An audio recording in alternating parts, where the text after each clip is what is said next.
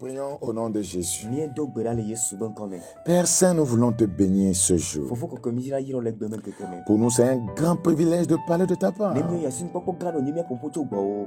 Nous prions que tu nous inspires Mie do gbe ɖa be nawɔ dodo mia et que dzi. tu utilises ta parole pour rapprocher quelqu'un davantage de toi. Eye nazawo nyagbatɔ te ame ɖe ɖe gbɔwò tsɔ wo tsã. Nous croyons en ta bonté, en ta Mixɔ fidélité. wo nuteƒo kpakple wo dɔmenyo dzi se. Sois béni, sois exalté. Woayra wo woado ɖe Merci dziƒo. Saint-Esprit. Gbɔgbɔ koe akpe na wo. Au nom de Le Jésus-Christ. Yesu Kristo ƒe ŋkɔ me. Amen. Amen. Alors, je parle d'un thème intitulé Me ƒoƒu ɖe ta nya si gblɔ bena Naître sans maître. wodzi wo aƒetɔmanɔme. Naître sans maître. Didi aƒetɔmanɔme. Il y a des gens qui sont nés dans ce royaume, Oh, mais tiens. ils n'ont pas de maître dans ce royaume. Wodzi ame ɖewo le fiaɖuƒe sia me vɔ gake aƒetɔme le wo si le fiaɖuƒe sia me o. Naître sans maître. Didi vɔ aƒetɔmanɔme. Naître sans père. Adi wo vɔ gake tɔmanɔnue. C'est bizarre. Eya wɔ mu ya nyi Vous allez ne découvrir qu'il y a des croyants comme ça. Mais va do aƒetɔ de disi be xɔsetɔwo le nema. Ils sont nés dans ce royaume. Wodzi wo le fiaɖuƒe sia me. Ils disent qu'ils sont nés de nouveau et sauvés. Wogblɔ be yewo kpɔ xɔxɔ yewo xɔ gbɔgba dzi. Ils sont sauvés, mais ils n'ont pas de Seigneur. Eye wokpɔ xɔxɔ vɔ gake aƒetɔ mele wo asi o. Et vous voyez, non, la plupart des croyants, et même les pasteurs là, ouais, ils sont sauvés, mais ils n'ont pas de Seigneur. Xɔsetɔ geɖewo pastortɔ gɔ hã la ke boŋ la wogblɔ be le aƒetɔ la wokpɔ xɔxɔ vɔ gake aƒetɔ mele wo asi o. On peut être sauvé, cependant, être sans maître. Eye Sans Seigneur. woate ma kpɔ xɔxɔ vɔ gake ema ke la womaɖo aƒetɔ faa. On peut être sauvé dans ce royaume, cependant, être sans Seigneur. Eye woate ma kpɔ xɔ le fiaɖuƒe sia me vɔ gake womaɖo aƒetɔ faa. Beaucoup d'enfants naissent dans le monde, malheureusement, ils n'ont pas de père, ils n'ont pas de parents. Eye ɖevi geɖewo dze le xe sia me la dzɔgbevɔtɔ la ame ɖewo ke boŋ etɔ mele wo asi o, nɔ mele wo asi o. Des fois, Yaɖo yi la c'est, vous voyez, les parents qui peuvent, voyez, abandonner l'enfant. dzilawo ate ma gbe ɖevi ma ɖi. Des fois, Yaɖo yi la à la naissance, l'enfant est volé. le didi wodzi ɖevia ko la ame ɖe va fi ɖevia dzo enumake le dzilawo gbɔ.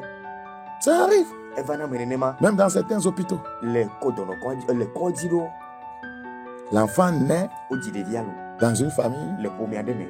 et on peut les changer à l'hôpital en mettant un autre enfant à la place dans le berceau et prendre l'enfant qui était là. Eye ne ko dzi ɖevia ƒome si ne wodzi ɖevi ma le kɔdzi zi ɖeka la ke boŋ woate ma va aɖɔli ɖevi ma fia atsɔ ɖevi bu ada ɖe ɖevi si ƒomea dɔ dzi la teƒe.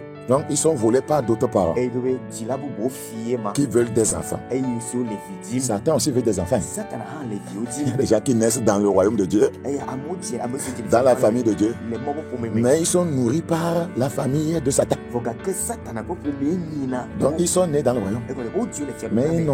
ils n'ont pas comme maître, voyez, le roi de ce royaume. Vɔ gake efiaɖuƒea me ƒe aƒetɔ alo be fia la meye nye woƒe aƒetɔ o.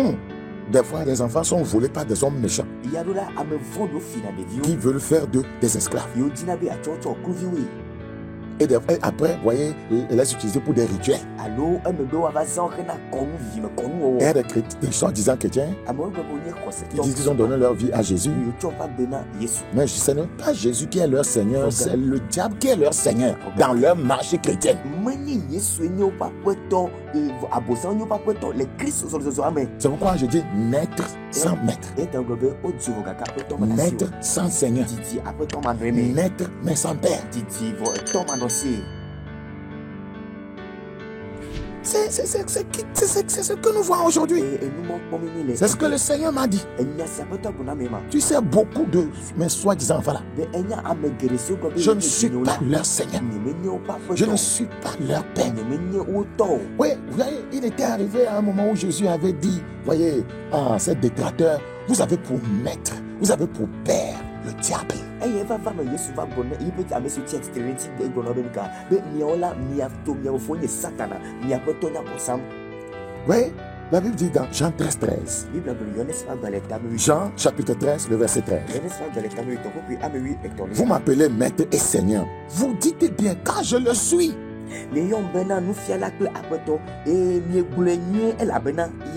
Jésus dit qu'il est réellement maître, qu'il est Seigneur du royaume de Dieu, du royaume dans lequel nous naissons. Il dit, vous faites bien de m'appeler maître, vous faites bien de m'appeler Seigneur. Mais il y a des gens qui l'appellent maître, mais seulement il n'est pas maître sur leur vie. Il appelle Jésus Seigneur, mais le Seigneur Jésus n'a jamais été Seigneur de leur vie. Et qui ne règne pas sur leur vie. C'est quelqu'un d'autre qui règne dans leur vie. Donc ils sont nés dans ce royaume, mais ils n'ont pas de père. Ils sont nés dans ce royaume, mais ils n'ont pas de Seigneur. Ils sont nés dans ce royaume, mais ils n'ont pas de maître. Il n'est pas Seigneur sauveur, il n'est pas simplement sauveur. Il est sauveur et Seigneur. C'est quand on dit sauveur et Seigneur Jésus-Christ. C'est Seigneur, sauveur et Seigneur. Beaucoup se sont arrêtés au niveau de sauveur. Jésus m'a sauvé. Jésus m'a sauvé. Mais Jésus est Seigneur. Il est maître sur ma vie. Il contrôle ma vie. Oui, c'est difficile de trouver cela. En cela, vous êtes un mauvais croyant. Vous êtes un fou croyant. On ne vous a pas encore fait totalement votre acte de naissance dans le royaume. Parce que pour vous faire une nationalité, il faut qu'on se réfère aux parents. Ou quelqu'un dans la famille. Sinon, comment on peut vous faire une nationalité? Mais vous n'avez pas de parents dans le royaume. Comment on peut vous établir une carte d'identité, ou bien une nationalité spirituelle? En cela, beaucoup sont ils sont dans le royaume. Mais seulement que le royaume ne les reconnaît pas comme citoyens célestes. Parce que le roi de ce royaume n'est pas Seigneur sur la vie. Ils sont sans père. Ésaïe chapitre 1. Ésaïe chapitre 1. Ésaïe, le chapitre 1.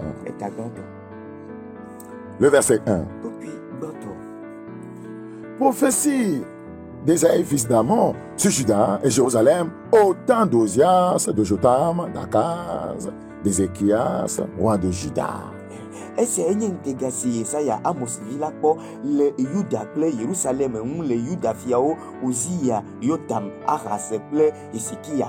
Cieux, écoutez. Oh, le Seigneur veut que les habitants du ciel soient témoins. Que cette nuée de témoins soit témoin. Que les anges soient témoins. Cieux, écoutez. Terre, près l'oreille. Quand l'Éternel parle, j'ai nourri et élevé des enfants, mais ils se sont révoltés contre moi. Ça veut dire que ils ne le reconnaissent pas comme Seigneur. Ils ne le reconnaissent pas comme maître. Ils se sont révoltés contre moi. Et le Seigneur dit, le bœuf connaît son possesseur. Aïe. Ah. Oh. Les gens n'ont pas de paix dans le royaume. Le bœuf connaît son possesseur. Et l'âne la crèche de son maître. La crèche. Ah. La crèche de son maître. Israël ne connaît rien. Mon peuple n'a point d'intelligence. En quoi se sont-ils révoltés contre lui? Et ont refusé qu'il soit leur Seigneur. Malheur à la nation pécheresse, au peuple chargé d'iniquité, comme un poids, à la race des méchants, aux enfants corrompus. Ils ont abandonné l'Éternel. Ils ont méprisé le Saint d'Israël. Ils se sont retirés en arrière. Beaucoup n'ont pas de paix. beaucoup après leur nouvelle naissance, sont en même temps volés par Satan. Le monde et la chair. La Bible dit dans 1 Timothée, 1 Timothée, 1 Timothée, 1 Timothée chapitre 1, le verset 10. 1 Timothée 1, le verset 10. Les impudiques, les infâmes, les voleurs d'hommes.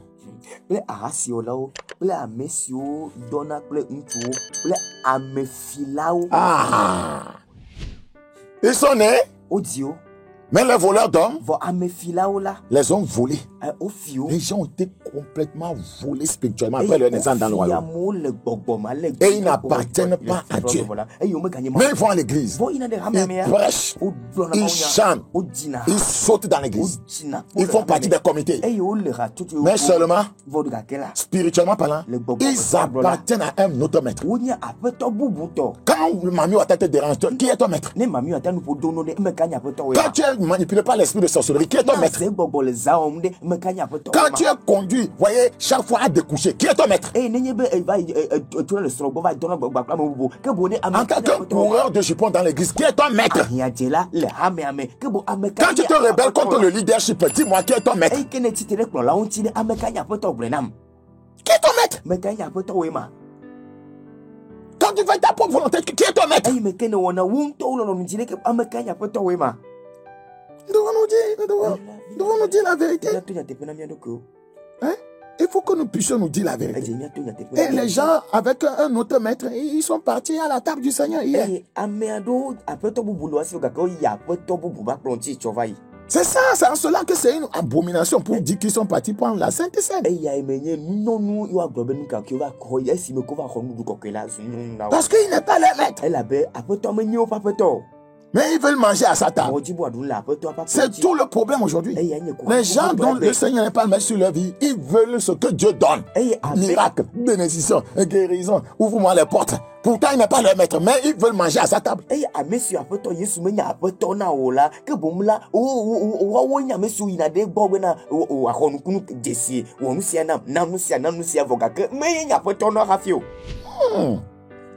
La Bible dit.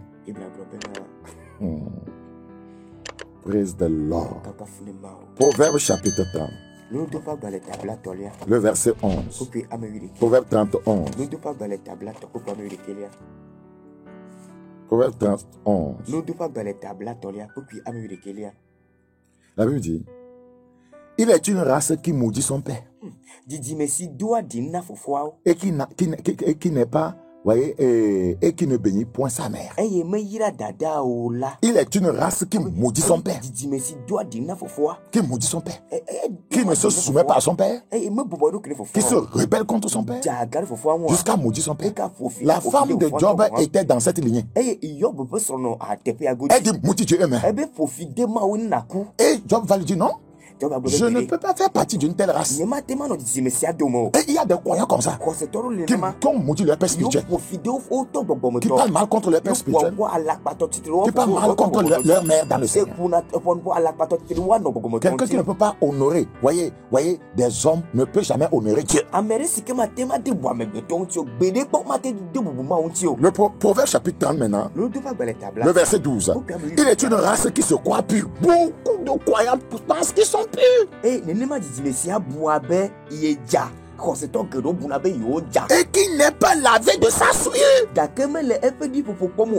Il est une race qui se croit. Qui se croit. La prétention. L'arrogance. Une adoration prétentieuse. C'est une race qui se croit pure. Mais Jésus n'est pas Seigneur sur ta vie. En quoi es-tu pur? Quand tu as un autre maître. Quand le diable est ton maître. Quand la haine est ton maître. Quand le mensonge est ton maître. Quand la colère est ton maître. En quoi tu es une race pure? Tu te trompes. Tu te séduis toi-même. Il est une race dans ce royaume qui se croit pure, mais qui n'est pas lavé de sa souillure. Le verset 13. Il est une race dont les yeux sont hautains et les paupières élevées. Ah! Ils sont nombreux dans l'église. Une race dont les yeux sont hautains et les paupières élevées. Vous n'avez rien à me dire. Je ne vais pas écouter ce que Dieu dit. Ce que moi j'ai décidé de dire. Il a décidé de faire. Il est une race dont les dents sont des glaives. Ah! Et les mâchoires des couteaux. Pour dévorer le malheureux sur la terre. Et les indigents parmi les hommes. Et parmi une telle race-là, il y a trop de soi-disant hommes de Dieu pasteurs. Leurs dents sont des glaives et les mâchoires des couteaux. Avec leur bouche là, ils coupent les montants dans les poches des gens. Ils dévoient le malheureux. Et ils voyaient, ils font du mal aux indigents. Ma prière, c'est que Dieu te délivre d'une telle race. Naître sans maître. Pour qu'ils soient nés dans ce royaume, ils n'ont pas de maître. Ils disent qu'ils sont nés dans ce royaume, Jésus n'est pas leur maître, ni leur Seigneur. Ils ont pour Seigneur le Dieu de ce siècle. Vous savez, Moïse était né comme Israélite, mais avait été élevé sous l'influence du royaume d'Égypte. Il est né dans une famille, mais l'éducation, il a reçu d'une autre famille. L'éducation n'était pas l'éducation qui vient, voyez, l'information, l'éducation, tout ce que la connaissance qu'il avait acquise ne venait pas, voyez, d'Israël.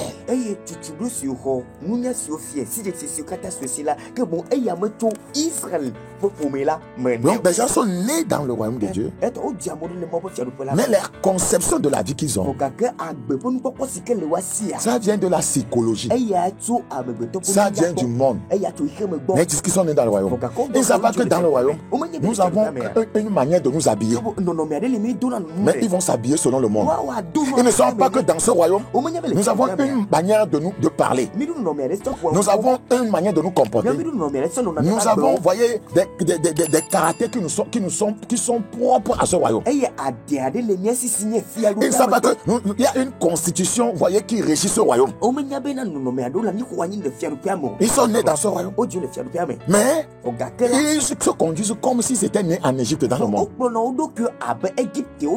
Il y a des gens qui sont nés togolais. Ils ne connaissent rien des Togolais, de la culture des Togolais, de la nourriture des Togolais. Quand vous les voyez, ils font comme ils sont des blancs. Alors, comment vous allez? Vous êtes là-bas? Ah, vous les Africains là? Mais lui et moi, on a la peau noire. On est né à Kabraka. Mais parce que, ouais, il est parti à Nord. Ouais, il a complètement acquis une autre, ouais, culture. Et il veut s'exprimer dans cette culture. Les croyants veulent s'exprimer comme le monde, s'habiller comme le monde, se comporter comme le monde, se marier comme le monde, faire les choses, fêter comme les gens du monde.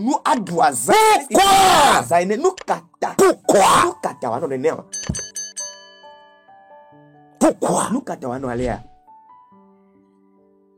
Les gens gardent le nom de la famille, enfant de Dieu. Mais ils n'ont rien d'enfant de Dieu dans leur comportement. Vous allez à l'évangélisation? Moi aussi je suis sauvé. Mais vous le voyez en train d'être piloté par un homme.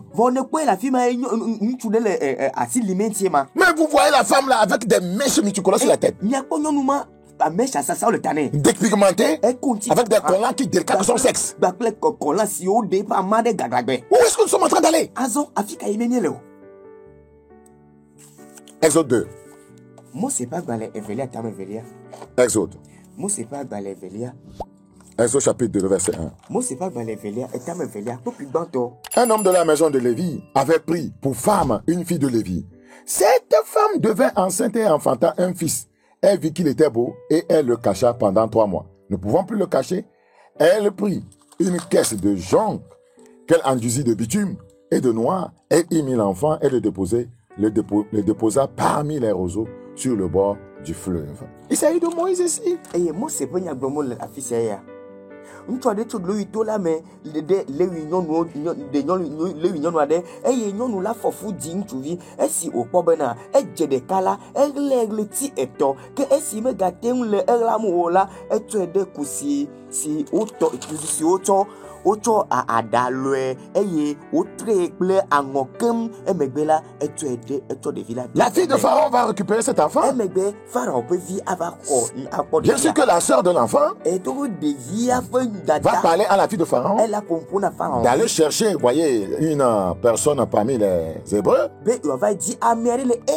pour venir voir allaiter l'enfant. Elle va accepter.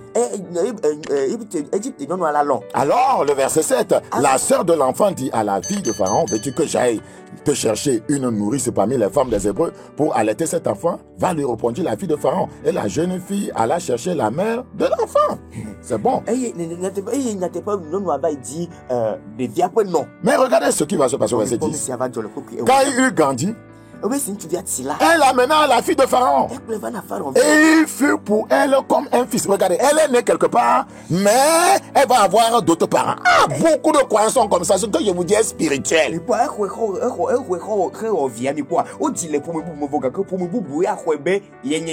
gens sont nés dans le royaume, mais c'est Satan qui les a pris, qui les a adoptés. Un menteur est un enfant adoptif du diable. Un voleur est un enfant adoptif du diable. Un alcoolique est un enfant adoptif du diable. Il se dit qu'il est enfant de Dieu, mais il vit dans ces choses. Le diable l'a adopté.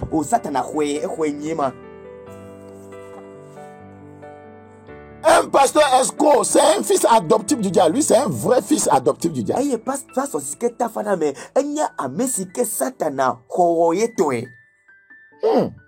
Quand il grandit,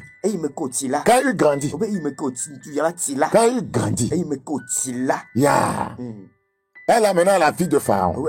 Il fut pour elle comme un fils. Il n'a pas été pour sa maman comme un fils. Il n'a pas été pour ses propres parents comme un fils. Il a été pour, voyez, une dame, voyez, de l'Égypte comme un fils.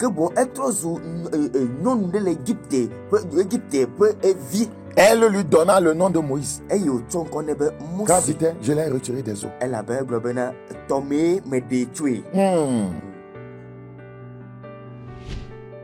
Regardez, maintenant comment on va l'instruire. Acte 7, 22. Acte 7, 22. Acte chapitre 7. Le verset 22. Moïse fut instruit dans toute la sagesse des Égyptiens. Ah, mais il est né dans quelle famille? Israélite. Il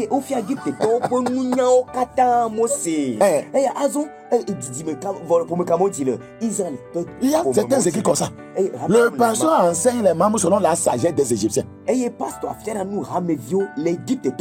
Selon la psychologie. Selon, voyez, l'estime de soi. Et aujourd'hui, c'est ça qui plie. Développement personnel. On ne croit pas par la parole de Dieu. On ne croit pas. Voilà. On ne croit pas par la parole de Dieu. On ne la lit pas pour croître, pour se développer personnellement. Mais il y a des astuces du monde pour un développement personnel.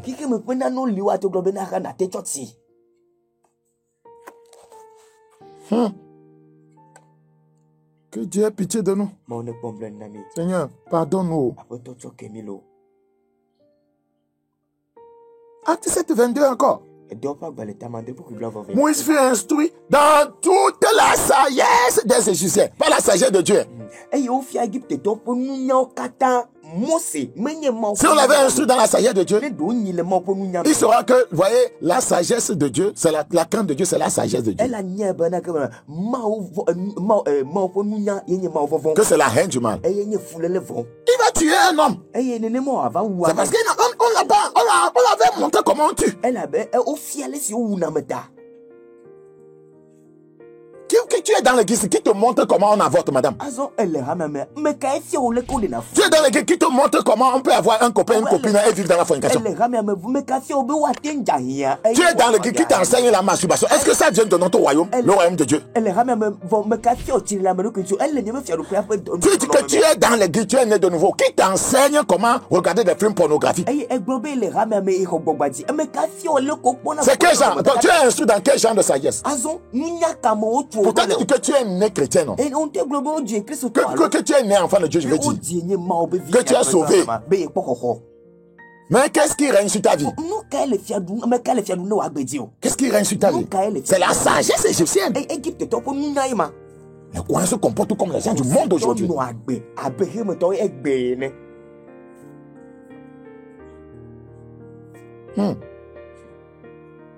Verset 22.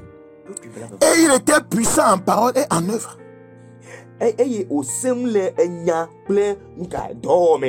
Il avait 40 ans. Lorsqu'il vint dans le cœur de visiter ses frères les filles d'Israël, et il en vit un qu'on outrageait, et prenant sa défense, il vengea celui qui était maltraité et frappa l'Égyptien. Oui, et il a tué.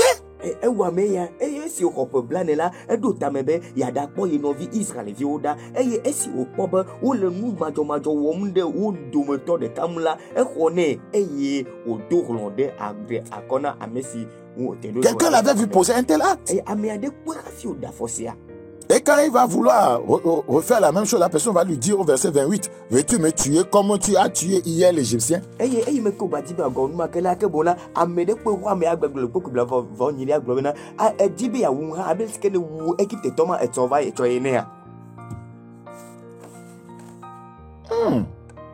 Moïse était né comme Israélite. Mais avait été instruit selon la sagesse de l'Égypte. Il y a des gens dans l'église comme ça. Ils sont nés, mais ils n'ont pas Jésus comme maître, comme Seigneur, comme Père. L'auteur de notre salut dans le royaume de Dieu, c'est le Saint-Esprit.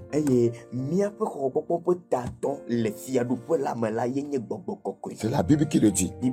Donc, si le Saint-Esprit est l'auteur de ton salut, le Saint-Esprit doit être toujours ton maître, ton Seigneur, jusqu'à la fin de ton séjour sur la terre.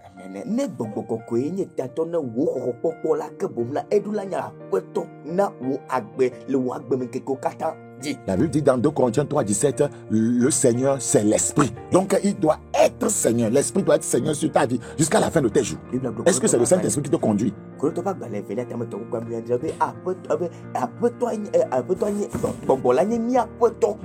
Le Seigneur.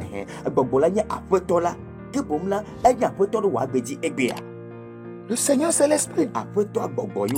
Le Seigneur c'est l'Esprit. L'auteur de notre salut c'est le Saint-Esprit. La Bible dit dans Jean 8. Jean 8.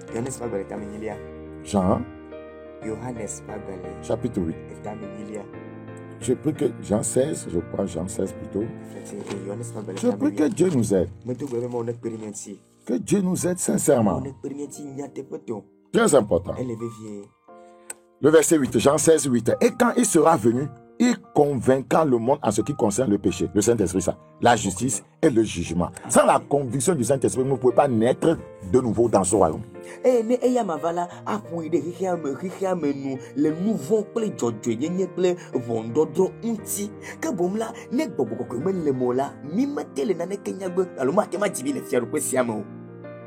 Sans la conviction du Saint-Esprit, lorsque Pierre avait prêché, la Bible dit, ils eurent le cœur vivement touché. Ils ont dit, homme frère, que ferons-nous?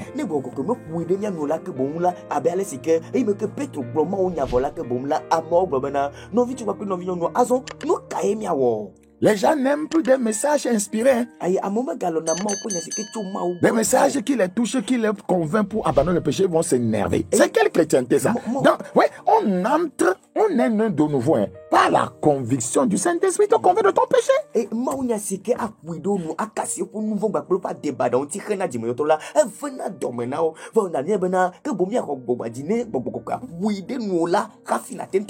est-ce que tu as été une fois convaincu du péché avant de devenir enfant de Dieu?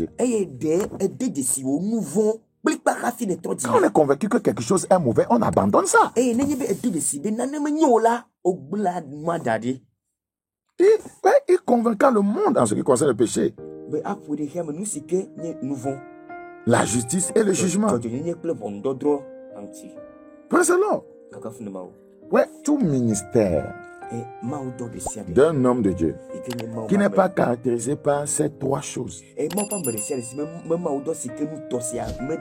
quand il enseigne, quand il prêche, il n'y a pas, le Saint-Esprit ne fait pas ces trois choses dans son ministère, c'est-à-dire convaincre les gens du péché.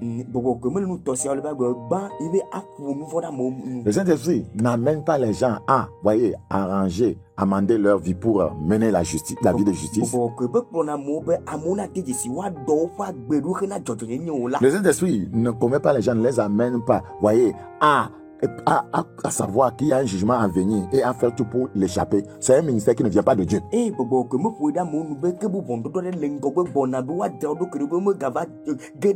Un vrai ministère parlera du péché, parlera de la justice, c'est-à-dire la sainteté, et parlera du jugement à venir.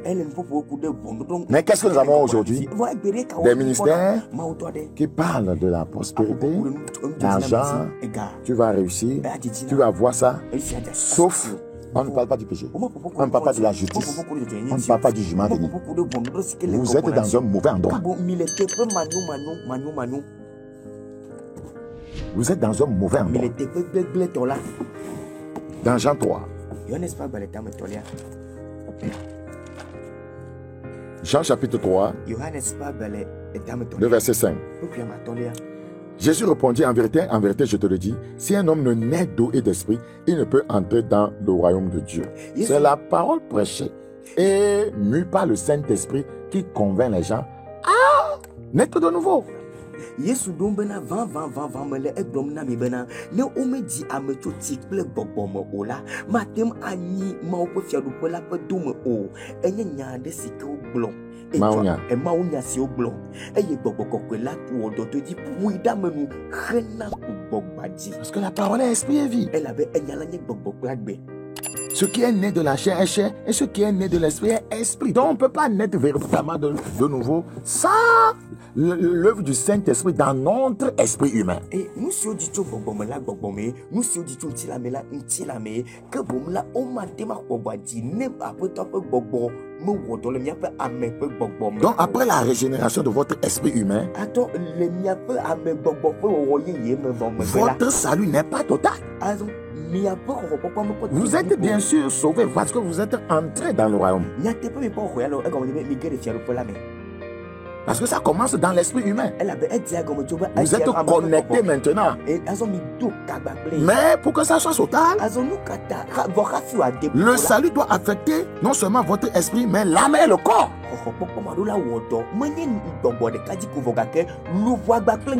L'homme n'est pas constitué seulement que de l'esprit. Mais il y a l'âme et le corps. L'âme, c'est ta vraie personnalité. Il faut que Dieu, voyez, sauve ta personnalité. Il faut que ton corps pose des actions qui montrent que tu es sauvé. Mais les gens veulent juste confesser des lèvres. Aujourd'hui, je reconnais que Jésus est mon sauveur, voyez, et Seigneur, un mensonge, et c'est fini. La vie qu'il menait, il continue à mener en allant à l'église, il dit qu'il est sauvé. Il n'y a pas la transformation dans ton âme et dans tes actes. Egbela amodi bena iwa gbele nuidi ko ke bogebe egbe me kwese bena apoto Yesu Kristo ni nya apoto gba pe yen hola de kasonko vogbele nu me vo ma voga ke aga yeji ba gbesi no ka fi ba bunya me la aga poto na gbe ma ji le mo buka ma voga ke globe ye pokoko 1 Thessaloniciens 5. 1 Thessaloniciens chapitre 5. Le verset 23. 1 Thessaloniciens chapitre 5, le verset 23. Que le Dieu de paix vous sanctifie lui-même tout entier et que tout votre être, beaucoup sont là. C'est pourquoi il dit que, ouais, ils sont, voyez, nés dans le royaume, mais ils n'ont pas de Seigneur, ils n'ont pas de maître. Parce qu'ils se sont arrêtés, voyez, juste à la connexion, voyez, du Saint-Esprit avec leur esprit humain. Ça s'est arrêté là. Et l'âme, et votre âme, et votre corps. Et que m'ti fa fama ulanton, m'ti fa fama na combien-ti kem, et wajira mi ape gbogbo. Mi ape gbogbo. Le français ton là ou mi a meti blibola mi a peu gbogbo eta ndo benuka ah après toi on doit pas gbogbo di foka kela o mo on doit pas meti blibo côté a dit que voilà nous voit le voix dit plenty la dit il est ndo be après toi me nya après toi nous blibo oh c'est pourquoi il dit que il n'est pas Seigneur et ndo be me nya après toi ils sont nés mais il n'est pas Seigneur. Il doit être Seigneur non seulement sur ton esprit humain mais sur ton âme et ton corps. Les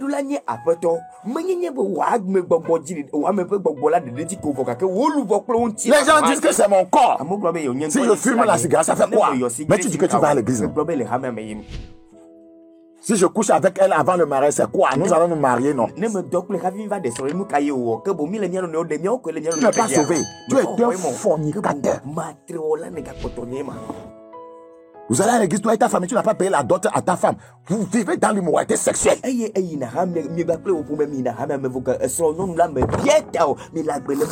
n'as pas demandé la main de cette femme, mais tu as commencé un ministère, on t'appelle pasteur. Pourtant, tu n'as jamais payé la dot de cette femme. Tu es une honte dans le royaume.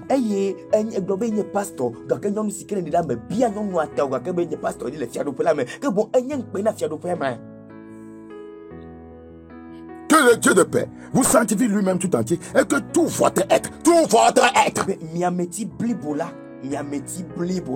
Ce n'est pas que seulement votre esprit doit être sauvé. Tout votre être. Ce n'est pas que tu dois être Seigneur seulement sur votre esprit humain. Tout votre être. L'esprit, l'âme et le corps soient conservés irrépréhensibles lors de l'avènement de notre Seigneur Jésus-Christ. C'est ce qu'il fera à la fin avant de vous enlever, avant de vous faire entrer dans ce royaume. Que votre esprit, votre âme et votre corps sont conservés comment? Irrépréhensibles. Mais il y a pas de loubo, d'après une la blibola kata, n'andoni mokaka manoi, kala se mia poto Yesu Christ baba bela, que bon nous m'a yade de sirafi applaudade, il peut faire le pola mais akobe loubo bobo, une la blibola mokaka manoi. Quiconque est régénéré dans son esprit par le Saint-Esprit. Et à monsieur mesike et bobola ouais peut boboyer là. Et qui ne peut même pas, voyez, à l'œuvre du Saint-Esprit, qui ne permet pas au Saint-Esprit de faire une œuvre sur son âme et son corps, ne peut pas évoluer dans la communion avec Dieu.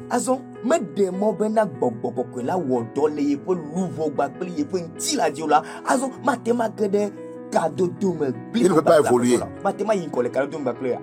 Par le fait que son esprit humain a été régénéré, voyez, la communion a été tissée, mais il ne peut pas évoluer dedans. Il ne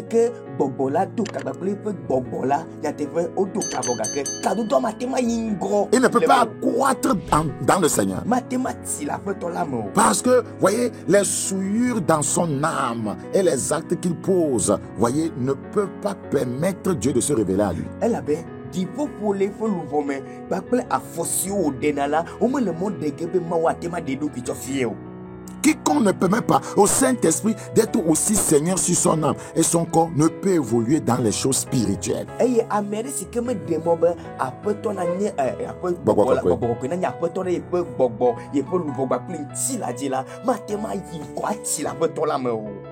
ne peut pas évoluer dans les choses spirituelles. 1 Corinthiens chapitre 2, le verset 10. 1 Corinthiens 2, 10. 1 Corinthiens 2, 10.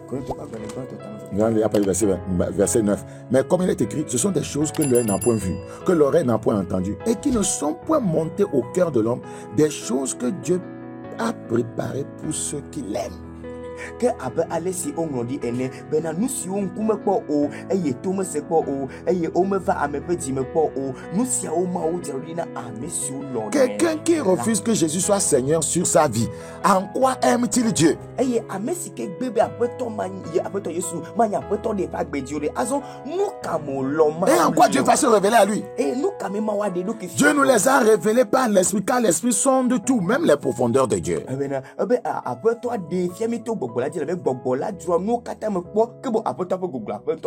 C'est le Saint-Esprit qui révèle les profondeurs de Dieu, les choses de Dieu. Voilà que tu n'es pas soumis au Saint-Esprit. Il va te révéler quoi? Il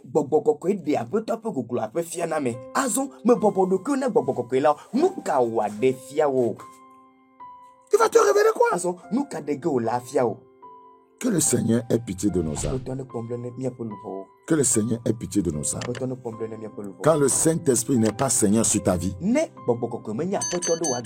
peut pas t'enseigner des choses profondes de Dieu. Car il sonde les profondeurs de Dieu. Savez-vous que si quelqu'un entre dans une école et se rebelle contre le maître de cette école, il en ressortira 3 fois ignorant.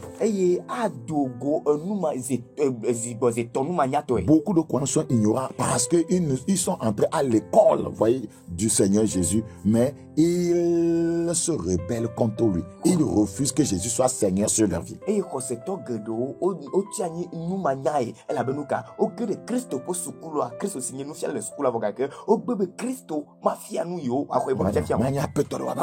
cela que la Bible dit que mon peuple est détruit parce qu'il lui manque la connaissance. Qu'est-ce qui va te donner la connaissance? C'est le Saint-Esprit. Oh, tu n'es pas soumis à lui. Oh, il n'est pas maître sur ta vie. Tu seras ignorant. L'ignorance est une maladie grave dans le royaume. L'ignorance est une arme puissante de l'ennemi. Le problème de l'ignorance, c'est qu'il ne sait pas qu'il est ignorant. Satan utilise ce que vous ne savez pas pour vous détruire. Quand la Bible dit dans Somme 119, le verset 130, la révélation de ta parole est claire. Qui va te révéler la parole? Le Saint-Esprit. Oh, tu as refusé qu'il soit Seigneur sur ta vie.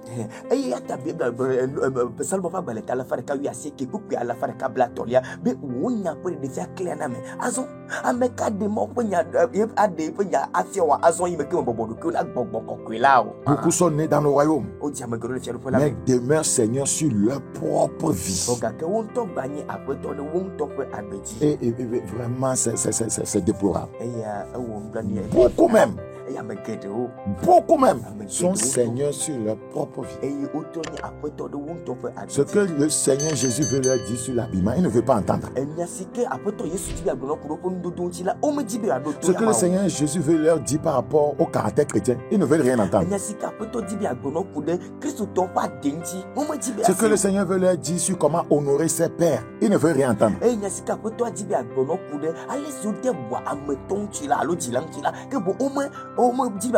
Ils veulent faire comme ils ont résolu. Beaucoup veulent faire comme ils ont résolu.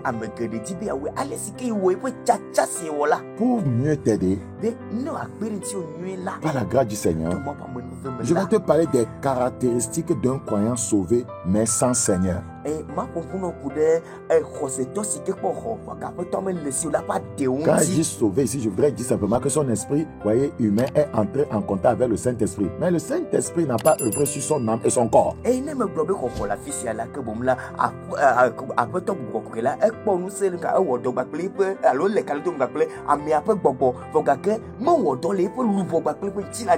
c'est là, c'est là qui est important, l'âme, le moi. Le Seigneur doit prendre contrôle de ton moi.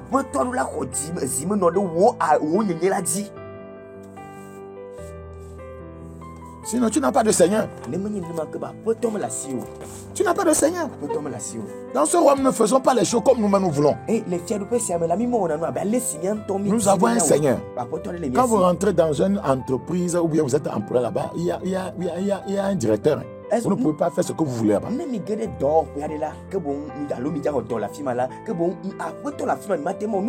ne pouvez pas entrer, voyez, dans une famille, voyez, et commencer à faire ce que vous voulez dans cette famille. Il y a le chef de famille.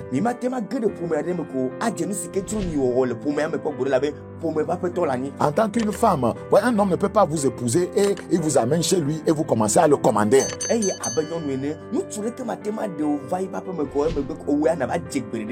Jésus est notre mari. Il est l'époux. L'église est la femme. Nous ne pouvons pas dire que Jésus est notre mari et c'est nous qui voulons lui dire, lui donner, lui dicter notre volonté. Comment nous voulons que les choses soient ce que nous voulons qu'il fasse et jamais nous ne voulons pas qu'il soit Seigneur sur notre vie.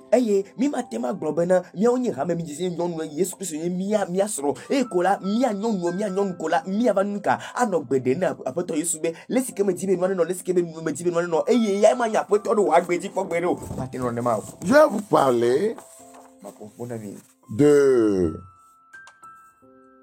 14 caractéristiques d'un croyant soi-disant sauvé, mais qui n'a pas de Seigneur.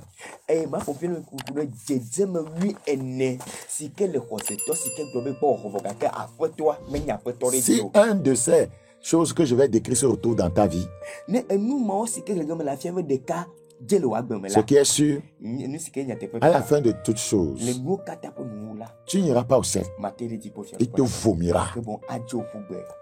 Il te vomira. Première caractéristique d'un croyant qui se dit sauvé mais qui n'a pas de Seigneur. Sauvé mais sans Seigneur.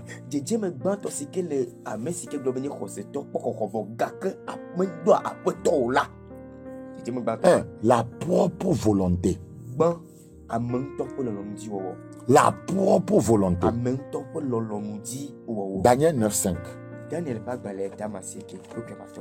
Daniel 9.5. Daniel chapitre 9. En effet.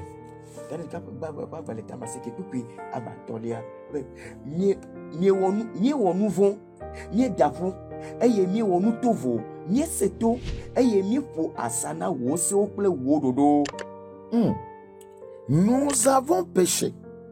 Nous avons commis l'iniquité. Nous avons été méchants et rebelles. Nous nous sommes détournés de tes commandements et de tes ordonnances. Pourquoi? Il veut faire leur propre volonté. Nous n'avons pas écouté tes serviteurs, les prophètes, qui ont parlé en ton nom à nos rois et à nos chefs, à nos pères et à tout le peuple du pays. À toi, Seigneur, est la justice. Vous voyez, il est Seigneur, hein? Mais ils se sont détournés, ils ne voulaient pas qu'il soit Seigneur sur leur vie.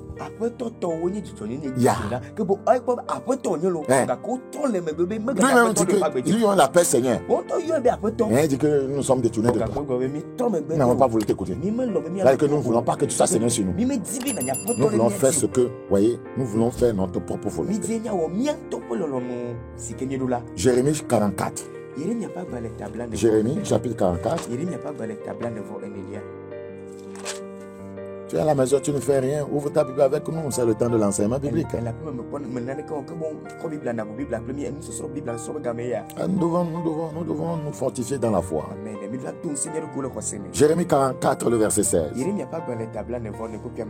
Jérémie chapitre 44, le verset 16. Nous ne t'obéirons en rien de ce que, voyez, tu nous as dit au nom de l'Éternel. C'est ça? Parce que j'ai lu, non? Ok.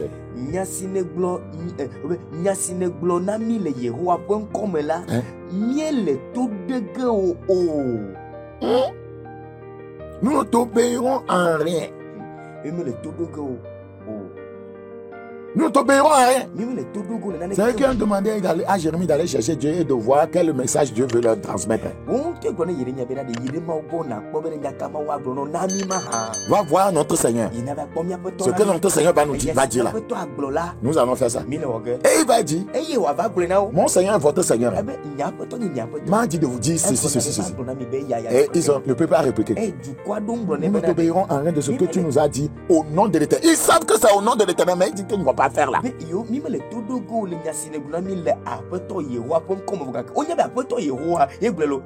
Le verset 17, c'est ça qui m'intéresse. Mais nous voulons agir comme l'a déclaré notre bouche, propre volonté. Que bon de nyasi doto mia nulaji wan tobo numegawe. Pas parce que est sorti de la bouche de Dieu. Voilà un croyant qui n'a pas de Seigneur. Il ne fait pas ce que Dieu dit. L'homme ne vivra pas de pain seulement, mais de toutes les paroles qui sortent de la bouche de Dieu. Et il dit qu'ils feront ce qui sort de leur propre bouche, pas de la bouche de l'Éternel. La propre volonté. Quiconque vit selon sa propre volonté n'a pas de Seigneur dans ce royaume. Luc 6, 46. Luc chapitre 6, le verset 46. Luc 6, 46. Pourquoi m'appelez-vous Seigneur, Seigneur, et ne faites-vous pas ce que je dis? Propre volonté.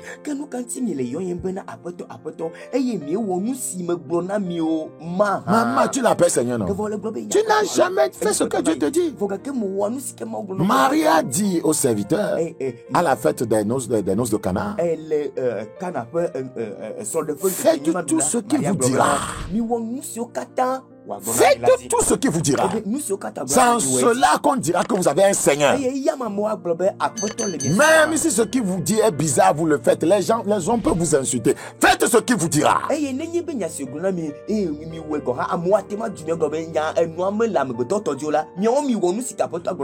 Donc, voyez, la première caractéristique, voyez, de quelqu'un qui se dit sauvé, mais qui n'a pas de Seigneur, c'est la propre volonté.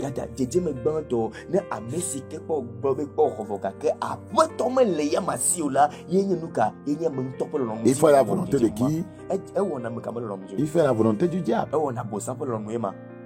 Parce que votre propre volonté est liée à la volonté du diable. Quiconque péche du diable. Il n'y a pas d'intermédiaire. Soit c'est Dieu, soit c'est le diable. C'est le diable qui avait incité, voyez, Judas, a trahi Jésus. Et tout le monde a vu que c'était Judas. Mais derrière, c'est quelqu'un qui contrôlait sa volonté. Deuxième caractéristique d'un croyant qui se dit sauvé mais qui n'a pas de Seigneur.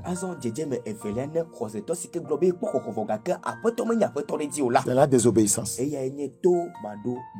La désobéissance. Les gens savent ce que Dieu leur a dit de faire. Ils ne sont pas prêts à le faire. Ils sont comme Balaam. Balaam au prime abord. Le Seigneur lui a dit de ne pas aller avec les serviteurs de Balaam. Mais à cause des honneurs qu'il attendait, il va continuer à déranger Dieu. Voyez, et évoluer dans une volonté permissive. Il a désobéi à Dieu. 1 Samuel chapitre 15. 1 Samuel 15. La pauvre volonté va avec la désobéissance. 1 Samuel chapitre 15. 1 Samuel chapitre 15, le verset 18.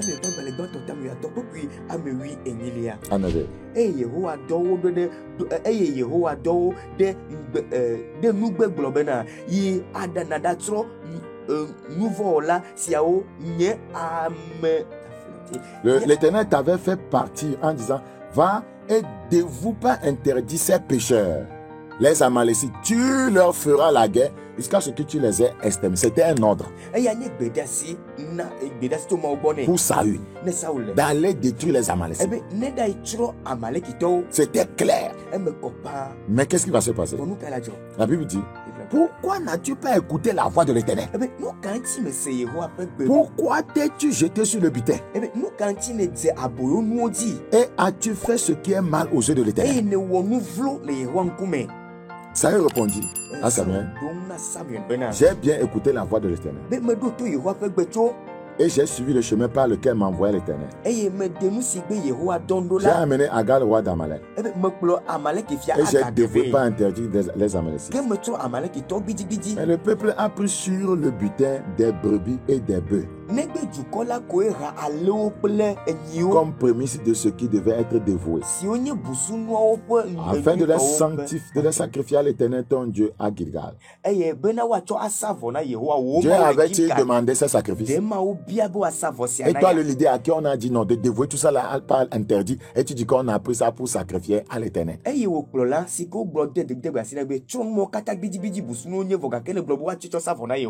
que Dieu avait demandé ça? Il y a des gens qui font des sacrifices que Dieu n'a pas demandé. Des sacrifices qui émanent de leur propre volonté, mue par la désobéissance. C'est la vérité. Dieu ne t'a pas appelé au ministère. Tu dis que tu as commencé un ministère. Ouais, c'est un sacrifice que tu fais. Un sacrifice mû par la désobéissance.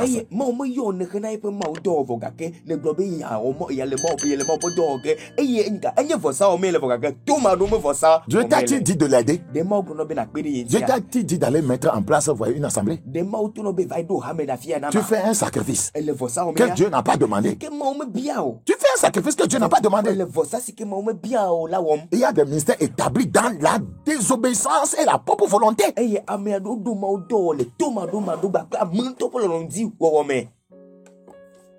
Nous allons voir ce que Dieu va lui dire. Et ce sont des ministères qui causent des scandales dans le royaume.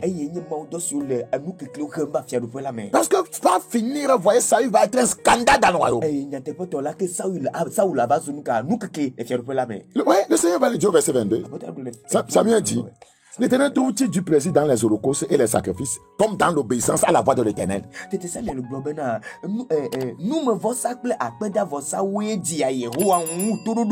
Voici, l'obéissance vaut mieux que les sacrifices. L'obéissance vaut mieux que les sacrifices.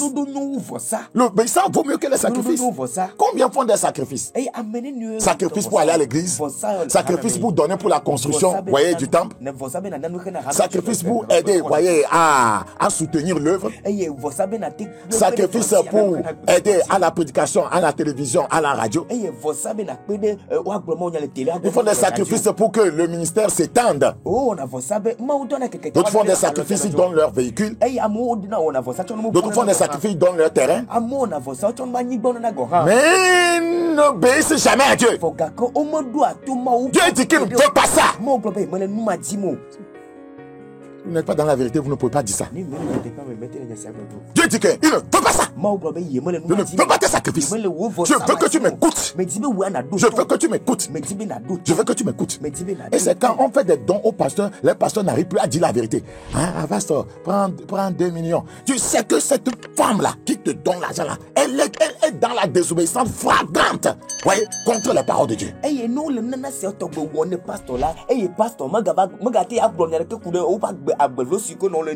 Pastor, million million vraiment le cocola pas son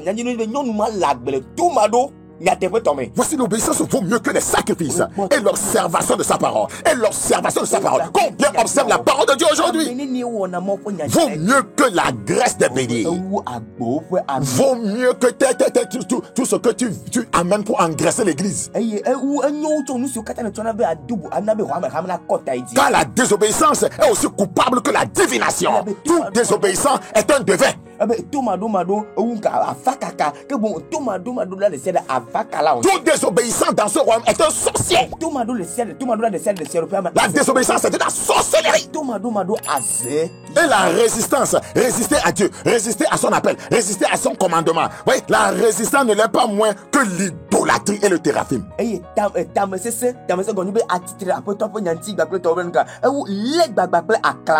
Puisque tu as rejeté la parole de l'Éternel, il te rejette aussi comme roi. Beaucoup ont été rejetés, mais ils ne le savent pas. Tout croyant qui vit dans la désobéissance, le ciel t'a rejeté. Tout croyant qui résiste à Dieu, à son appel, le ciel t'a rejeté. Nous sommes en train de nous leurrer. Pense à ta fin finale. Pense à ta vie. Pense à l'éternité. Pense à ta vie. Pense à l'éternité. La désobéissance. C'est une caractéristique d'un croyant qui se dit sauvé, mais qui n'a pas de Seigneur. Ça veut dire que, vous voyez, il est avec Dieu. Mais ce que Dieu dit ne le fait pas. Donc, il n'a pas de Seigneur. Beaucoup de croyants sont comme ça. Et Tomado, et je dis, mais là, mais c'est que pour revoquer, après Thomas les sios, par exemple, Amedo après Tola, et Nika Tomado, et Saul la fille, et comme il est après toi, donc quelqu'un a si qu'après toi, on est là, moi, on est Dieu, et comme il est après toi, moi, il y a après toi, les Dieu. Dans Proverbe chapitre 30, Proverbe 37, Proverbe 37.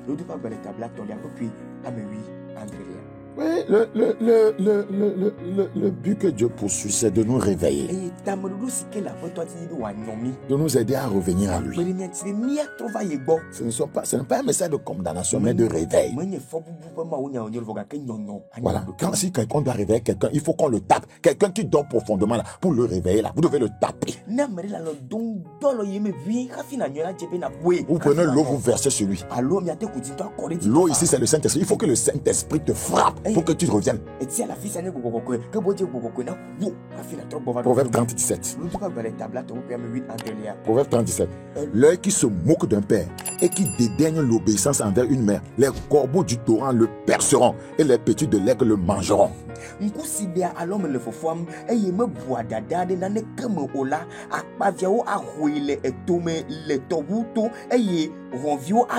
savez, le lundi passé, je disais quelque chose. Quand Dieu disait, quand vous voyez, Dieu avait dit à Samson de ne pas raser, qu'on ne doit pas raser les 7 tresses. Le jour où on va le raser, il va perdre sa force. Samson là, il disait ça, mais lui-même ne croyait pas ça. Et il était en train de faire un jeu avec Delilah là-bas. Vous voyez, il y a des hommes de Dieu, des croyants qui disent des choses qu'ils ne croient pas. Les gens lisent, ils ne croient pas. On dit l'œil qui se moque d'un père et qui dédaigne l'obéissance envers une mère, les corbeaux du torrent le perceront. Vous pensez que Dieu ment? Vous pensez que Dieu ment? Et vous vivez allègrement dans la désobéissance. Les choses vous perceront là. La Bible, ça se passe spirituellement d'abord. Les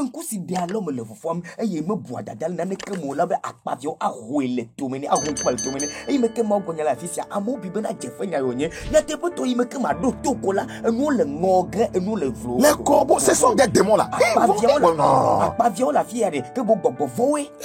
Ils vont assaillir ta vie. Satan va faire de toi quelque chose dont tu n'auras jamais imaginé. Toi qui vivais dans la sainteté. Quand tu tombes dans les mains du diable, il va faire de toi quelque chose que tu n'auras jamais imaginé.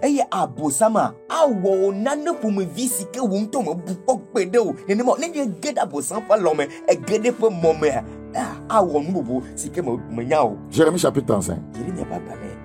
Jérémie chapitre 35. C'est un long passage. Jérémie 35. Le verset 1 à 17. Oui, le problème ici, il s'agit des Récabites. Les fils de Récab. Oui, qui avaient écouté tous les conseils, les injonctions, voyez, de leur père.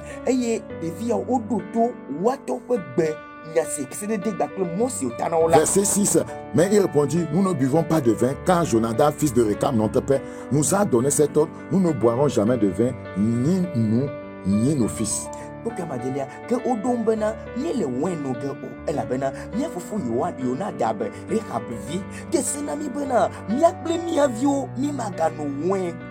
C'est un homme qui les a donné l'ordre. Et maintenant Dieu a envoyé son serviteur pour aller leur dire de boire. C'est un test ça.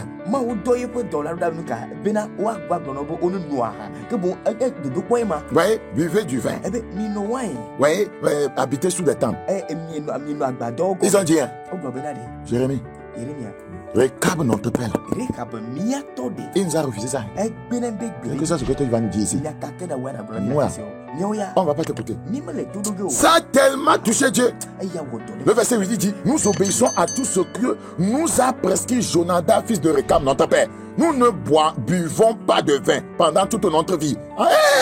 Nous, nos femmes, nos fils et nos enfants, nous ne bâtissons point de maison pour nos demeures, et nous ne possédons ni vigne, ni champ, ni terre ensemencée. Nous habitons sous des tentes, et nous suivons et pratiquons tout ce que nous a prescrit quoi? Jonadab, notre père, a prescrit un homme.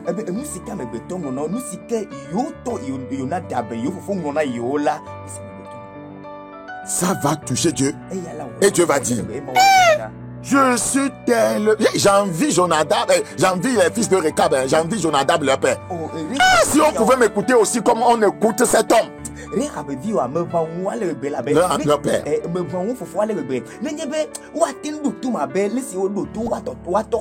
mon peuple peut m'écouter comme les fils de Rekab écoutent leur père. Le Seigneur Dieu, verset 14. On a observé les paroles de Jonadab. Ce ne sont pas les paroles de Dieu. On a observé les paroles de Jonadab, fils de Rekab, qui a ordonné à ses fils de ne pas boire du vin, et ils n'en ont point bu jusqu'à ce jour, parce qu'ils ont obéi à l'ordre de leur père. Et moi, et moi, je vous ai parlé dès le matin, vous ne m'avez pas écouté. Yonadab Rekab vila pese menye mo pese lovo mo amema amebeto pese si wo dena via obe o mega no wan o la yuladi eye o menu o va sede egbe elabena o do to fofo pese de nye la me ponu plimi nye la te bo yewa be nye la me ponu plimi da atradi ka kenye gbe turudum atradi. C'est une des caractéristiques de la désobéissance d'un croyant qui se dit sauvé, mais il n'a pas de Seigneur. Les fils de Rekab, Jonadab, leur père, était le Seigneur de leur vie.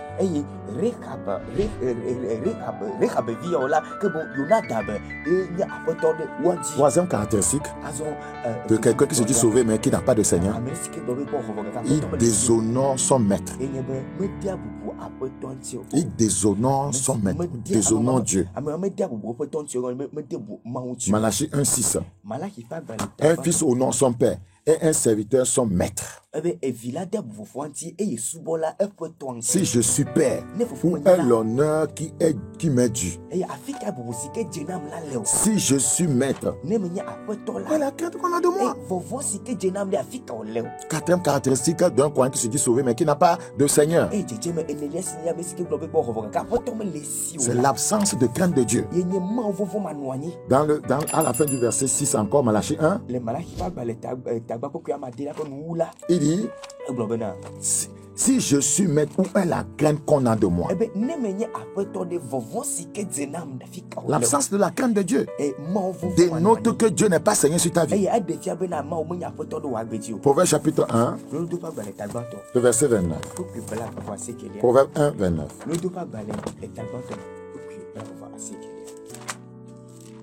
Proverbe 1,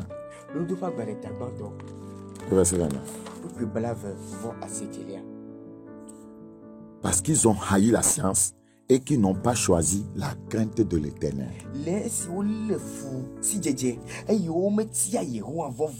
Ils n'ont pas choisi la crainte de l'Éternel. La crainte de l'Éternel, c'est la haine du mal. La Bible dit dans Hébreux 1:9, il a haï l'iniquité, il a aimé la justice. Ceux qui n'ont pas de maître sur leur vie dans ce royaume, qui n'ont pas Jésus comme leur maître et Seigneur, ouais, ce sont des gens qui ne le craignent pas.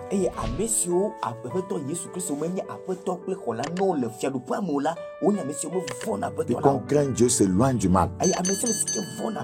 La Bible dit quiconque invoque le nom du Seigneur doit s'éloigner de l'iniquité. Cinquième caractéristique d'une personne qui se dit sauvée mais qui n'a pas Christ comme Seigneur, c'est une personne qui se nourrit de ses propres voies et se rassasie de ses propres conseils. Proverbe chapitre 1, 31. Proverbe chapitre 1, 31. Proverbe chapitre 1, le verset 31. Ils se nourriront du fruit de leur voix. Et ils se rassasieront de leurs propres conseils. Voilà, ce sont des gens qui se nourrissent du fruit de leur propre voix. Et ils se rassasient de leur propre conseil. On ne les conseille pas. Ce sont des gens, ne vous hasardez pas à les conseiller. Ils rejettent des conseils scripturaires. Le Seigneur nous a dit dans Psaume 32, le verset 8. Psaume chapitre 32, le verset 8. Psaume 32, 8. Je t'instruirai et je te montrerai la voie que tu dois suivre. Eux, ils se nourrissent du fruit de leur propre voix. Donc le Seigneur n'est pas Seigneur sur leur voie. Je t'instruirai. Je te montrerai la voie que tu dois suivre. Je te conseillerai. J'aurai le regard sur toi. Mais il ne veut pas que Dieu les conseille. Je ne conseille pas sa parole. Sixième caractéristique d'une personne qui se dit sauvée, mais qui n'a pas Jésus-Christ comme sauveur et Seigneur sur sa vie. C'est une personne qui recherche ses propres désirs.